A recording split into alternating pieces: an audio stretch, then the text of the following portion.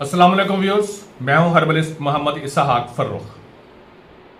बहुत से लोग ऐसे हैं, बच्चे हैं, बड़े हैं जिनको मिर्गी के दौरे पड़ते हैं, एपिलेप्सी है जिन्हें, और डॉक्टर उसे मेडिसिन दे देते हैं कि पूरी जिंदगी ये मेडिसिन खाते रहे।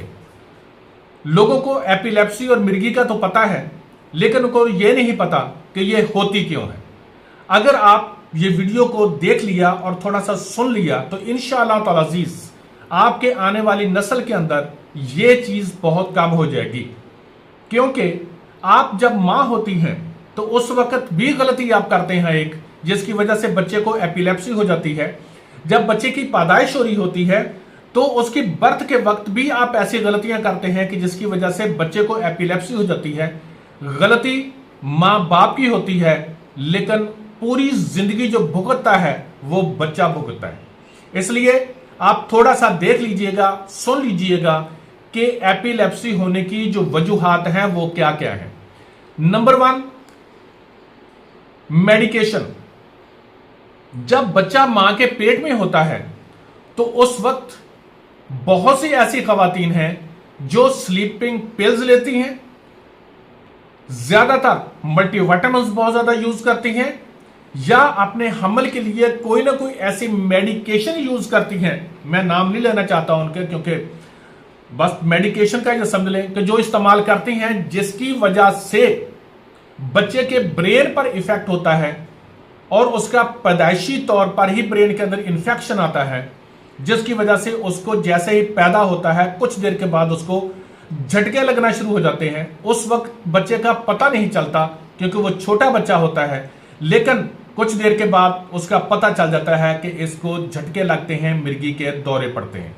और वही जब मर्ज बढ़ती है तो फिर उसके बाद बाकायदा तौर पर उनको मिर्गी के दौरों का उनको पता भी चलता है कि ये हो रहा है। नंबर 2, बच्चा जो होता है उसका ब्रेन के ऊपर इफेक्ट आता है कि जब पैदाइश हो रही होती है तो उस वक्त अगर उसके ब्रेन को ऑक्सीजन सही ना मिले तो उसके कुछ सेल्स प्रॉब्लम में आ जाते हैं। अगर उनको इंसेफ्लाइटिस हो जाए, यानी कि दिमाग की झिल्लियों की सोजिश हो जाए, ये भी मां की गलती भी होती है, बाप की तरफ से भी विरासत में आता है, या फिर उसको कोई इन्फेक्शन मां को ऐसा होता है कि जो बच्चे की झिल्लियों में, दिमाग की झिल्लियों के अंदर सोजिश आ जाती है। बाज़ औक़ात पैदाइश के साथ ही बहुत सी औरतें बताती हैं कि मेरे बच्चे को बड़ा बुखार हुआ था। मेनिंजाइटिस, इंसेफ्लाइटिस, दोनों बुखारों को, जिसको गर्दन तोड़ बुखार कहते हैं, दिमाग की झिल्लियों का ही सोजिश होती है, जिसकी वजह से उसको कुछ देर के बाद झटके लगना शुरू होते हैं। और उस वक्त कहा जाता है कि कोई बात नहीं, छोटे से झटके हैं, और वही झटके उसके बाद उसके लिए प्रॉब्लम का बायस बनते हैं और वो बाकायदा एपिलेप्सी का पेशेंट हो जाता है।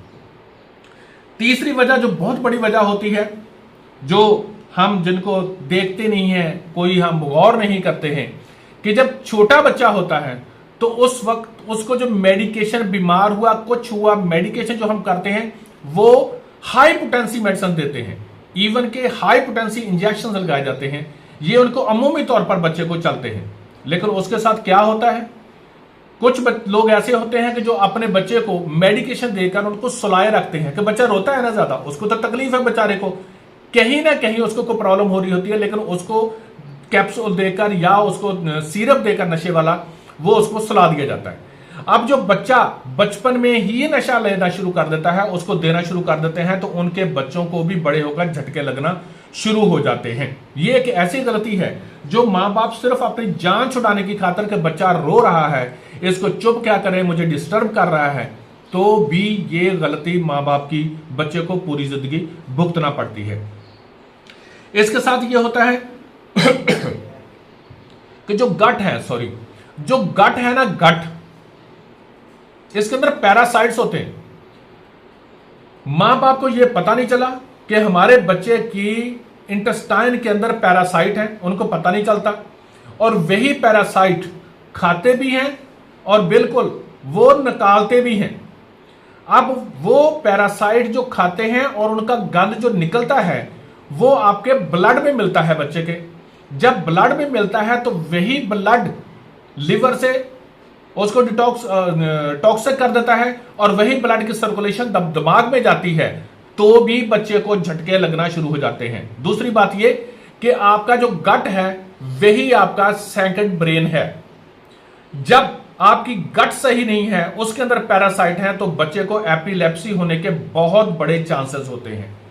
ये कुछ काजेस थी जिसका मैंने आपको बताया कि अगर आप इनको थोड़ा सा ख्याल रखेंगे तो इंशाअल्लाह ताला अज़ीज़ ये ठीक हो सकती है। दूसरा ये, कुछ लोगों को जो आम जल्दी ठीक हो जाती है वो होती है कि किसी को प्रॉब्लम हुई, मोशन लगे बहुत ज्यादा, उसके बाद उसको झटके लगना शुरू हो जाते हैं क्योंकि उसके अंदर सोडियम और पोटाशियम की जो है ना वो डेफिशिएंसी हो जाती है। वो भी झटके लगना शुरू हो गए, लेकिन जब उसका पोटाशियम पूरा होता है तो वो ठीक हो जाता है। ये कुछ ऐसे हैं कि जो जल्दी ठीक हो जाते हैं, लेकिन जिनके माँ बाप ने बचपन से पैदाइशी तौर पर उसको तोहफा दे दिया है कि गलत मेडिसिन इस्तेमाल की, माँ ने भी उस वक्त तरह तरह की मेडिसिन इस्तेमाल की, तो उसके बाद वो एपिलेप्सी जो है बगैर ट्रीटमेंट के ठीक नहीं होती। और हमारा मिसकंसेप्ट है कि ये ठीक नहीं होती जी, मिर्गी का दौरा पड़ना शुरू हो गया तो पूरी जिंदगी गुजर जाती है। इंशाअल्लाह ताला अज़ीज़ अगर इसकी ट्रीटमेंट की जाए, और कुछ देर करनी पड़ती है, ये नहीं होता कि 10 दिन के अंदर या महीने के अंदर खत्म हो जाए, ऐसा कतई नहीं होता। उसके लिए लगातार कुछ महीनों तक मेडिसिन खानी पड़ती है। ये ट्रीटमेंट की जाए तो इंशाअल्लाह ताला अज़ीज़ एपिलेप्सी खत्म हो जाती है। लेकिन कंसेप्ट लोगों का यही है कि डॉक्टर साहब ने ये कह दिया था कि एपिलेप्सी खत्म नहीं होती, इसलिए ये तो खत्म नहीं हो सकती।